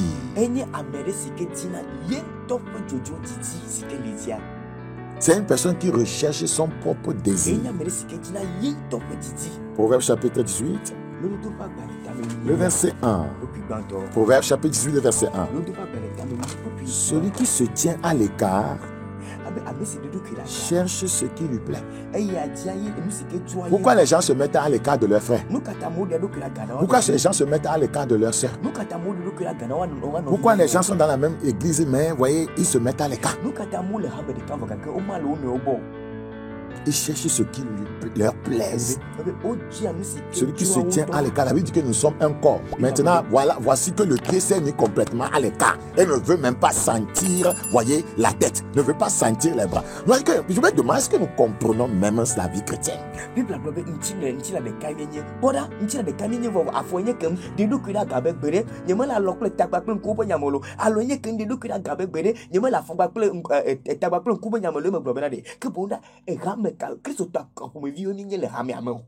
Hein? C'est Dieu qui a demandé que nous soyons membres les uns des autres. Non, je reviendrai là-dessus. Mais la division, quiconque fait la promotion de la division est en train de dire simplement Jésus n'est pas Seigneur sur ma vie. Parce que c'est Jésus qui demande l'unité.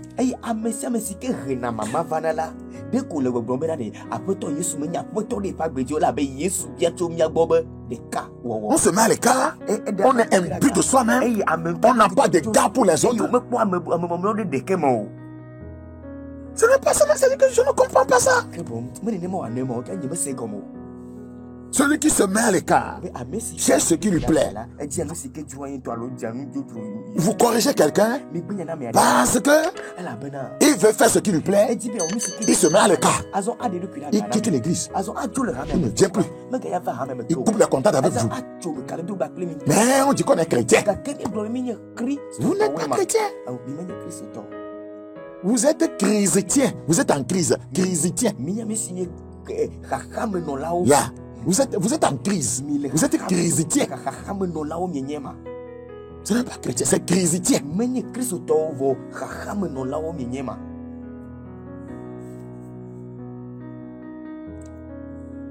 Celui qui se tient à l'écart cherche ce qui lui plaît. Il s'irrite contre tout ce qui est sage. Vous posez un acte qui est sage. Vous posez un acte recommandé par Dieu. La personne s'irrite. Et on dit qu'on est un enfant de Dieu. Apprenant mais n'arrivant jamais à la connaissance de la vérité.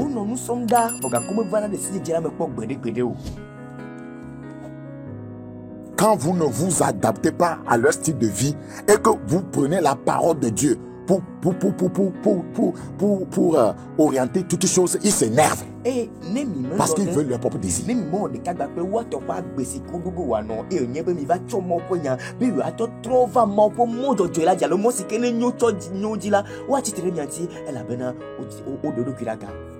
Deux Timothée 4. 2 Timothée 4. 2 Timothée 4. 2 Timothée chapitre 4, le verset 3. Car il viendra un temps où les hommes ne supporteront pas la saine doctrine. On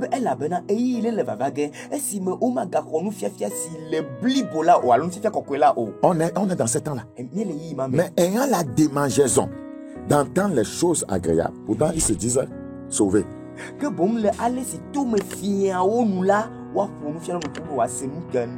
ils se disent sauvés. Mais ils ont la démangeaison d'entendre des choses agréables. Si vous dites quelque chose qui n'est pas agréable, voyez, ils se mettent à l'écart.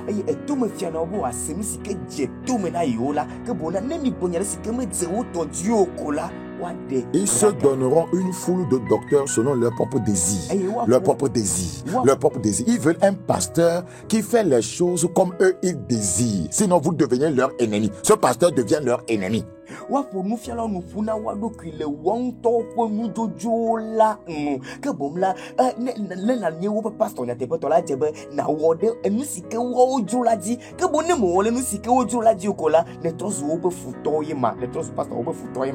ce que je vous dis, c'est comment? C'est la vérité. Et on dit qu'on est sauvé. On danse à l'église, on saute, on prêche même, on enseigne même. C'est pourquoi les gens auront raison de dire que ces lieux-là sont des business centers. Où est la vraie consécration? Où est l'amour pour Dieu? Où est la soumission? C'est une caractéristique d'une personne qui se dit sauvée, mais qui n'a pas Jésus comme Seigneur. Ils sont amis du monde. Jésus dit que le monde est son ennemi, mais ils sont amis du monde. Que Jésus n'est pas Seigneur sur leur vie.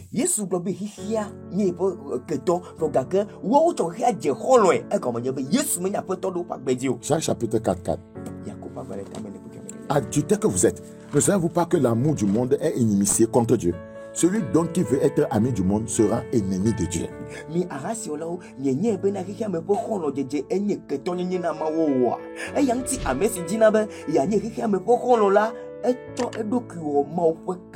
Parlez des mèches aux femmes. Parlez aux mèches d'espoir. Parlez à toutes ces femmes-là. Parlez-leur des mèches, ces femmes chrétiennes. Elles vont vous insulter. Si mettre des choses du monde sur le corps, voyez, on doit les laisser mettre les choses du monde sur le corps.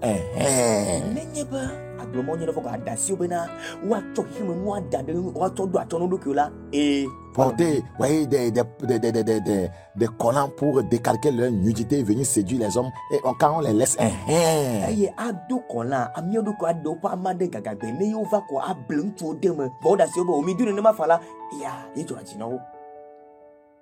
le monde. Le monde. Les laisser avec les mini-jupes.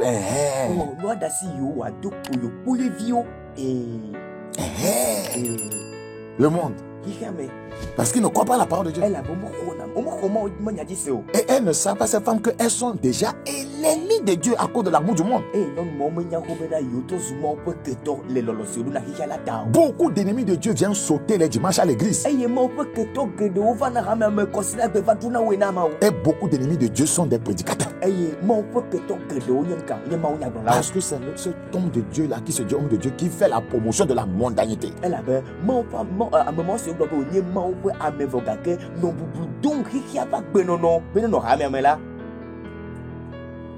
À cause de la descente dans l'abîme, nous avons été malmenés, maltraités, insultés, dénigrés. Voyez, dans ce pays.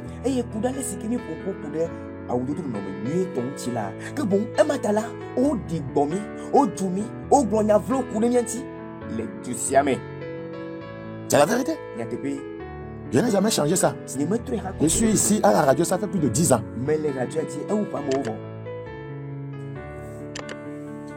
Et on dit, si ce n'était pas que tu mets ce message dedans là-haut, On a les gens, oh non, on a dit que tu allais casser ton église là même, et grandir tellement. Hein. Si tu peux enlever ça.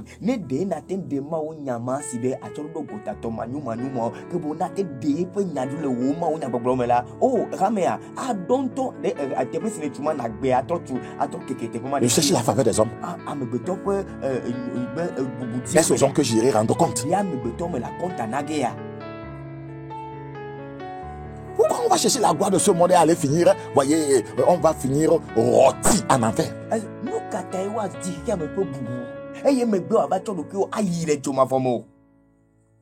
Il parle trop de péché. Sinon, les messages sont bons, mais c'est trop de péché.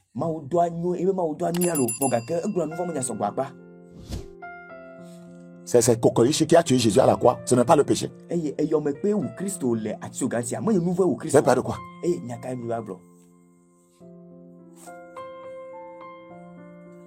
Ils sont amis du monde. La mondanité dans tous ces états. Les choses mondaines à la télévision. Les feuilletons. Copier les habillements de ces filles nues. On vient à l'église, on fait semblant qu'on s'est bien habillé. Et en dehors de l'église, c'est comme Jésus n'est plus Seigneur. Jésus n'est pas Seigneur, voyez, en dehors de l'église. La vie chrétienne se vit au marché. Elle se vit dans ton service.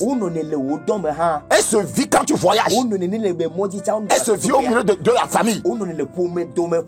Elle se vit, voyez, devant ta femme, devant ton mari. Ce n'est pas quand on vient à l'église. L'apparence de la piété, mais reniant ce qui en fait la force.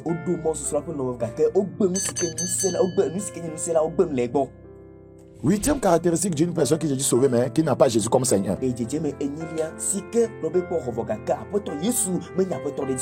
font des choix non guidés par Dieu. Ils en font des choix non guidés par Dieu.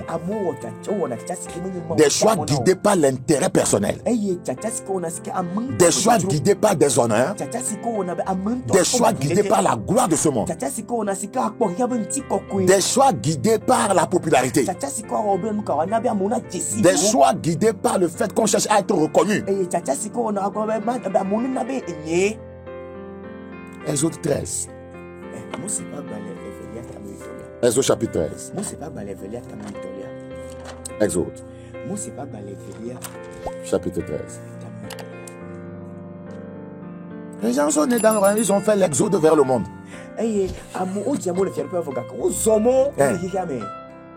Ils ont fait l'exode vers Satan. Les exodés. Je ne sais pas si ça existe. C'est comme ça on doit les appeler. Les exodés. Tu crois qu'il n'a pas Jésus comme Seigneur sur sa vie, c'est un exodé.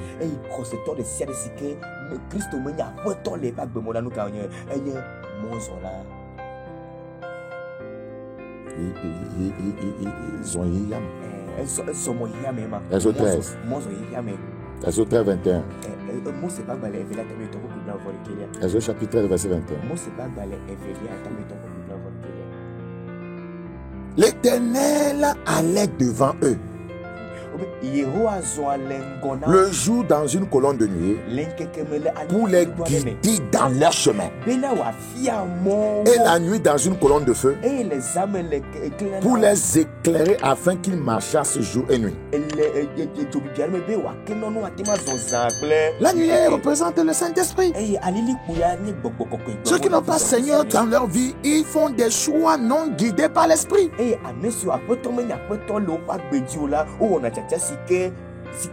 Acte chapitre 8.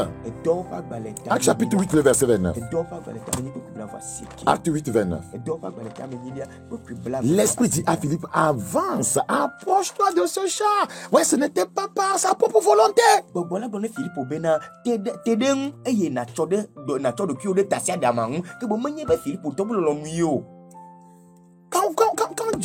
Quand vous laissez guider par Dieu, lui-même vous dévance pour vous préparer, voyez, un bon avenir.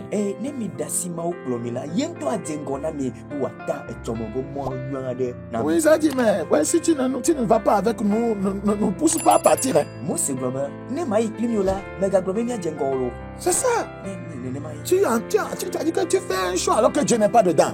Ce sera catastrophique. C'est une question de temps.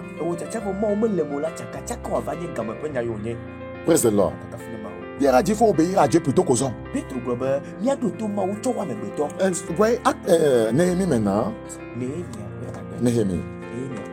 Néhémie chapitre 9. Néhémie 9, 12. Néhémie 9, 12. Tu les guidas le jour par une colonne de nuée et la nuit par une colonne de feu qui les éclairait dans le chemin qu'ils avaient à suivre.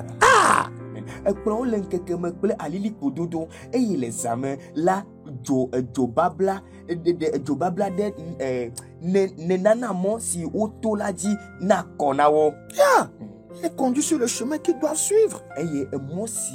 Quand Jésus n'est pas Seigneur sur ta vie, tu fais des choix non guidés par l'Esprit. Et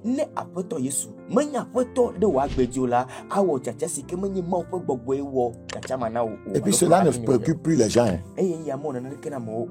Les gens dans le domaine du mariage. Beaucoup font des choix non guidés par l'Esprit. Des choix guidés par les fesses. Des choix guidés par les fesses. Des choix guidés par la beauté physique. Des choix guidés par les biens matériels. Des choix guidés par la position sociale, professionnelle de la personne. C'est la vérité. Beaucoup de choix pour entrer dans le mariage ne sont pas guidés par l'esprit. Nous les personnes, nous savons que les gens mentent, mais tu vas faire comment? Et la personne, il tient fermement que c'est ça. Tu sais bien qu'il ment.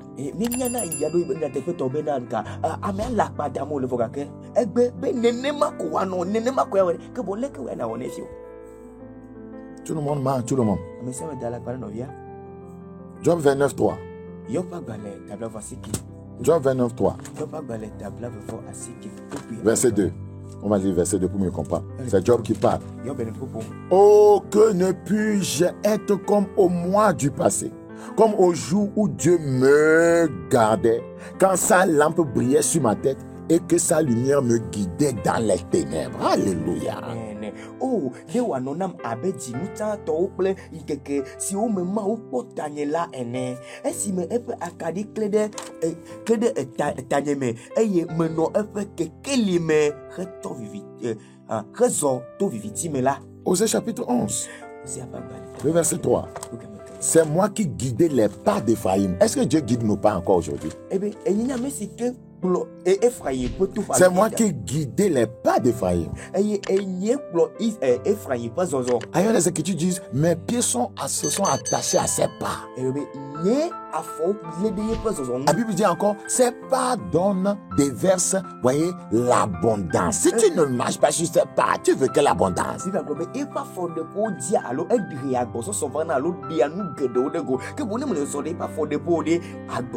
C'est moi qui guidais les pas d'Éphraïm,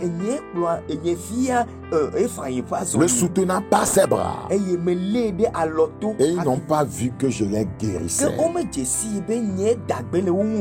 Osée chapitre 4.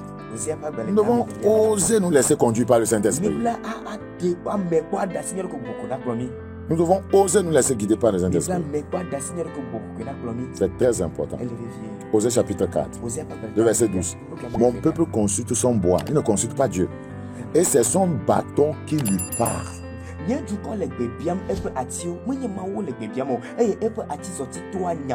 Car l'esprit de prostitution égare. Et ils se prostituent loin de leur Dieu. Parce qu'ils ne le consultent pas. Ils consultent leur bâton. Ils consultent leur chair. Ils consultent leur moi. Ils consultent leur connaissance intellectuelle. Ils consultent les psychologues. psychologues. Il consulte ceux qui enseignent développement personnel. Il ne consulte plus Dieu. 9e caractéristique d'une personne dont le Seigneur n'est pas Seigneur sur la vie. Frère, voyez, depuis la première caserie jusqu'à maintenant là. Bon, finalement là. Bon, on est où là?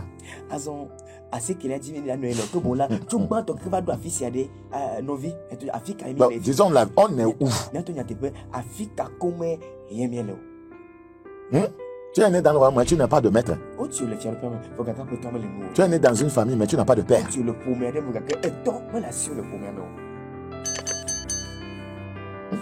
Le Seigneur conclura ce message en vous disant ce n'est pas ce qui m'appelle Seigneur, Seigneur. C'est-à-dire que ce n'est pas dit ça dans la bouche. C'est pourquoi je tiens en train de te montrer les caractéristiques.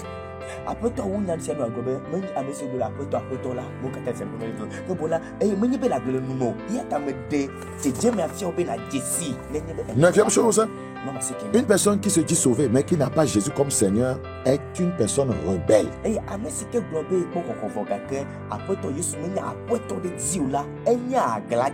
se rebelle contre Dieu et sa parole. Dieu n'était pas Seigneur sur la vie de Dathan, Corée et Abiram. Pourtant, c'était des ouvriers, des collaborateurs de Moïse. Mais ils étaient rebelles. Ils voulaient aussi le sacerdoce. Mais ils se trompaient, ils pensaient que l'esprit de rébellion, c'est l'esprit de Dieu. Beaucoup de rebelles sont trompés comme ça. Quand ils se rebellent contre leur leader, ils pensent que c'est le Saint-Esprit qui les conduit à poser cet acte, voyez, à parler comme ça à leur leader, voyez, à quitter. C'est l'esprit de rebelle, c'est l'esprit de Dathan, Korah et Abiram. Ils pensaient qu'ils étaient mieux éclairés que Moïse.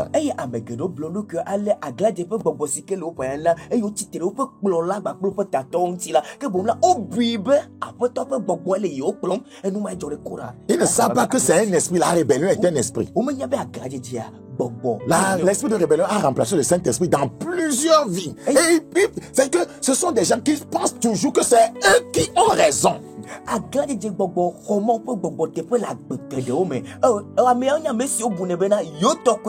Dathan, Korah, Abiram était tellement sûr que Dieu viendra frapper Moïse. Il y a des gens qui ont quitté leur leader, se sont rebellés et attendent que Dieu vienne frapper ce pasteur et le détruire. Mais ils ne savent pas qu'ils ont été trompés. Avant qu'ils ne sachent, la terre va s'ouvrir les engloutir. Et Isaïe 1:2. Ceux, écoutez, près de l'oreille. Quand l'Éternel parle, j'ai nourri et élevé des enfants, mais ils se sont révoltés contre moi. Je voudrais fortifier un homme de Dieu ici qui a nourri et élevé des gens qui se sont rebellés contre lui, qui ont posé des actes de trahison, qui l'ont offensé. Pardonne-leur, car ils ne savent pas ce qu'ils ont fait.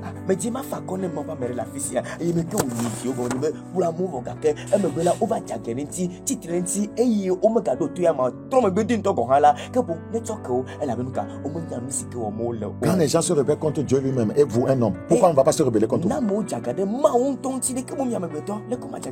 10e caractéristique d'une personne qui se dit sauvée, mais qui n'a pas Jésus comme Seigneur sur sa vie. Ce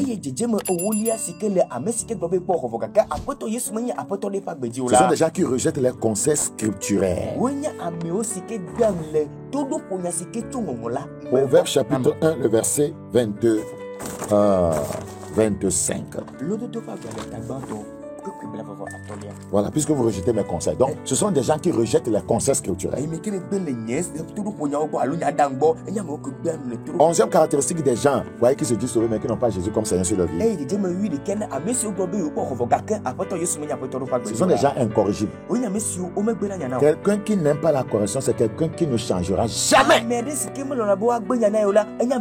Pasteur, si vous avez dans votre équipe quelqu'un qui n'aime jamais la correction, voyez, n'attendez rien de lui. Vous ferez mieux de le dégager de là, il vous causera beaucoup de désastres. C'est par expérience que je dis ça.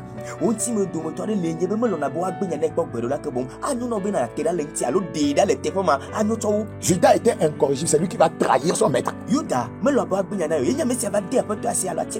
Les gens incorrigibles sont des traîtres potentiels. Si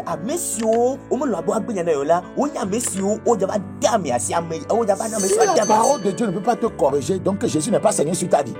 Jésus est la parole. Proverbe chapitre 1, verset 23. Tournez-vous pour écouter mes réprimandes. Ce sont des gens qui n'aiment pas écouter les réprimandes. Je reprendrai sur vous mon esprit. Quiconque écoute les réprimandes, aime la correction, sera rempli du Saint-Esprit.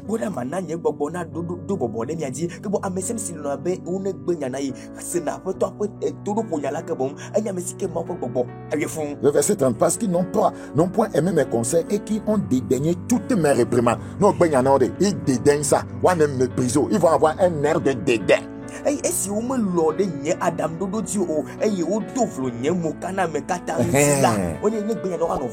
Quand vous leur dites que Dieu ne t'a pas refusé, laisse tomber ça. La personne ne t'a pas parlé que laisse-le. Est-ce que lui-même il peut faire ça? Finalement là nous avons trop de cochons à l'église. Oui, 12e caractéristique. Une personne qui se dit sauvée, mais Jésus n'est pas Seigneur sur sa vie. C'est une personne remplie d'orgueil, d'arrogance, et de fierté personnelle. Je reprends. C'est une personne remplie d'orgueil, d'arrogance et de fierté personnelle. Jérémie 48. Jérémie chapitre 48. Quand le Seigneur m'a dérangé par rapport à ce message, et j'ai fini par comprendre, j'ai dit, mais finalement, qu'est-ce qu'on est en train de faire? Donc les gens sont nés dans le roi, mais ils n'ont pas de père. Les gens disent qu'ils sont sauvés, mais ils n'ont pas de Seigneur.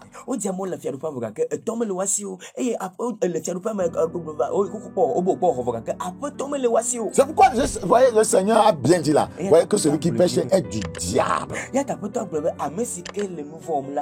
veut dire qu'il est leur Seigneur. Jérémie 48, 29. Jérémie 48, 29.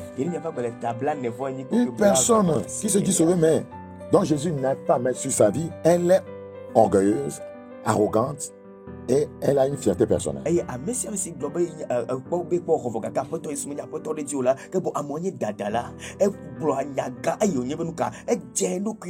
La Bible dit, nous connaissons, verset 29, nous connaissons l'orgueil du superbe Moab. 1.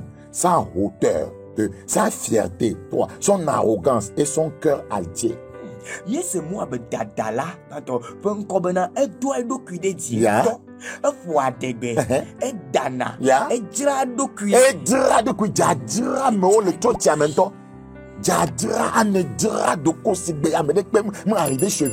Parce que tu as un bon boulot, parce que tu as des biens matériels, on ne dira le totiamé.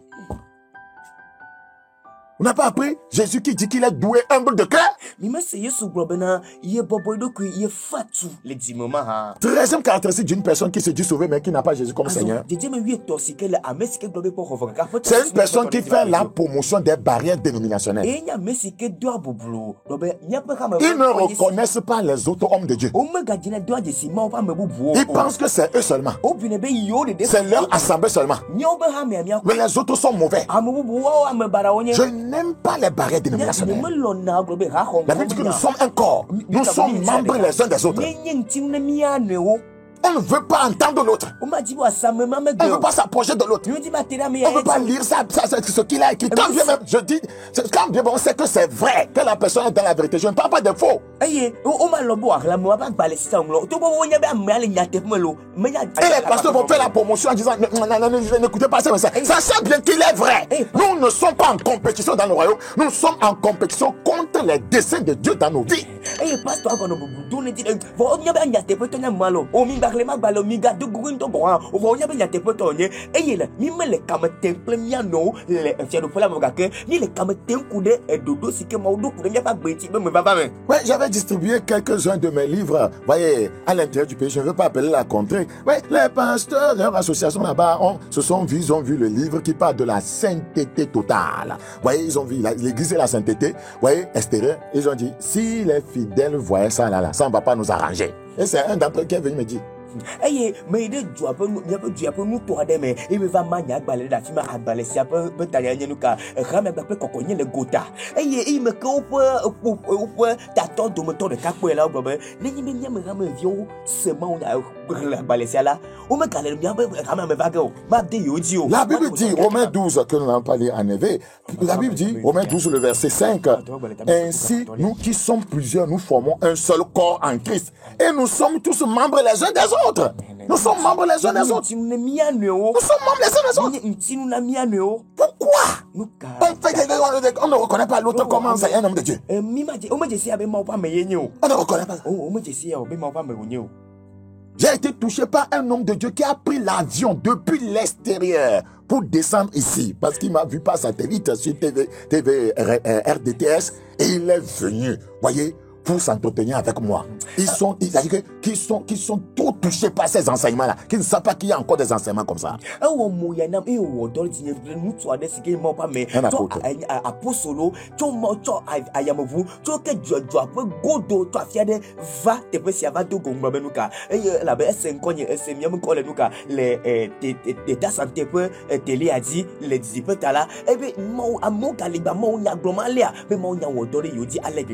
La Bible dit dans Marc 9, le verset 38, Jean lui dit, Maître, nous avons vu un homme qui chasse les démons en ton nom et nous l'en avons empêché parce qu'il ne nous suit pas. Les gens veulent monopoliser le nom de Dieu. Les gens veulent monopoliser, ça veut dire que si ce n'est pas eux, ce n'est personne. Moi, j'apprends de beaucoup de personnes. Je suis un mélange d'onction. J'ai appris trop. Les barrettes dénominationnelles. Ne t'approche pas de ce frère, de cette église. Je ne veux pas avoir de contact avec cette église encore. Je vais être loin d'eux. Et finalement, vous êtes quoi?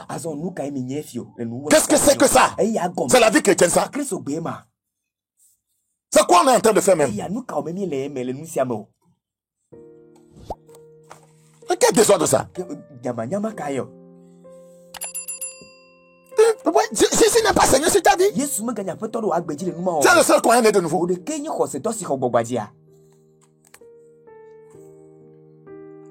14e caractéristique d'une personne qui dit qu'elle a sauvé, mais Jésus n'est pas Seigneur sur sa vie.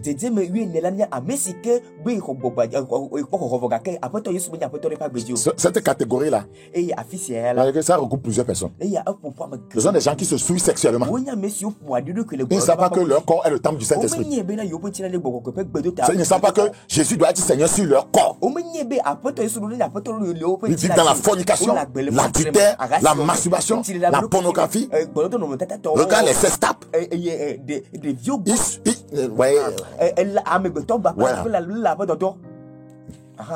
Les gens qui font l'immoralité, ils mettent sur l'internet. Ils suivent leur corps et leur esprit. La Bible dit dans Romains chapitre 12. Romains chapitre 12, le verset 1. Je vous exhorte donc, frères, par la compassion de Dieu, à offrir vos corps comme un sacrifice vivant, saint, agréable à Dieu. Et ce qui sera de votre part un culte raisonnable. Leur corps n'est pas offert à Dieu comme un sacrifice vivant. Le Seigneur dit dans 1 Corinthiens chapitre 3, le verset 16. 1 Corinthiens 3, 16. Ne savez-vous pas que vous êtes le temple de Dieu et que l'Esprit de Dieu habite en vous? Si quelqu'un détruit le temple de Dieu, Dieu le détruira, car le temple de Dieu est saint et c'est ce que vous êtes. Ils ne savent pas qu'ils sont le temple de Dieu, ils le souillent. C'est dommage. Le verset 19, 1 Corinthiens 6. Ne savez-vous pas que votre corps est le temple du Saint-Esprit, voyez, qui est en vous, que vous avez reçu de Dieu et que vous ne vous appartenez point à vous-même. Jésus est Seigneur sur votre vie. Car vous avez été racheté un grand prix. Glorifiez Dieu dans votre corps et dans votre esprit qui appartiennent à Dieu. Ils sur leur corps, sur leur esprit. Et ils disent que la foi est dans le cœur. Beaucoup de personnes clament qu'ils sont sauvés. Mais ils n'ont pas Jésus-Christ comme Seigneur dans leur vie. De telles personnes, le ciel n'est pas leur héritage. Ils appellent Jésus Seigneur seulement dans leur bouche. Mais en réalité, ils sont Seigneurs sur leur propre vie. Ils ont donné la seigneurie de leur vie à Satan, au monde et à la chair. Matthieu 7, 21. Ce n'est pas ceux qui m'appellent Seigneur, Seigneur qui hériteront le royaume des cieux. Mais celui-là qui fait la volonté de mon Père qui est dans les cieux. Quand Jésus n'est pas Seigneur sur votre vie, ça veut dire que vous avez refusé qu'il règne sur vous. Voici la sentence. Voici la sentence. Luc chapitre 19. Je prie que Dieu ait pitié de nous. Je prie que Dieu ait pitié de nous. Au reste, amenez ici mes ennemis qui n'ont pas voulu que je régnasse sur eux et tuez-les en ma présence. C'est la sentence.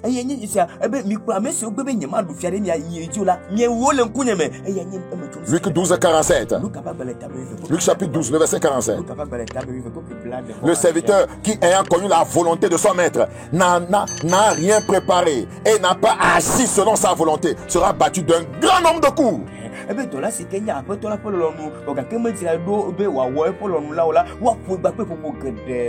Donc ces gens-là doivent s'attendre à ces conséquences.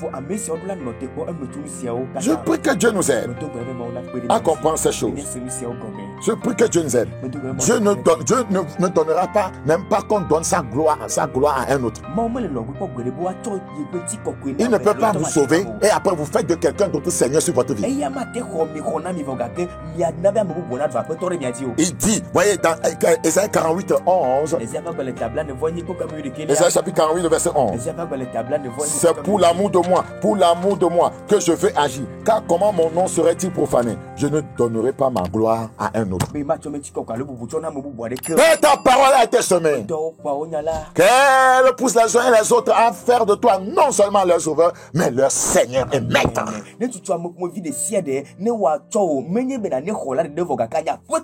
Merci pour cette grâce. Au nom de Jésus-Christ. Amen. Que Dieu vous bénisse.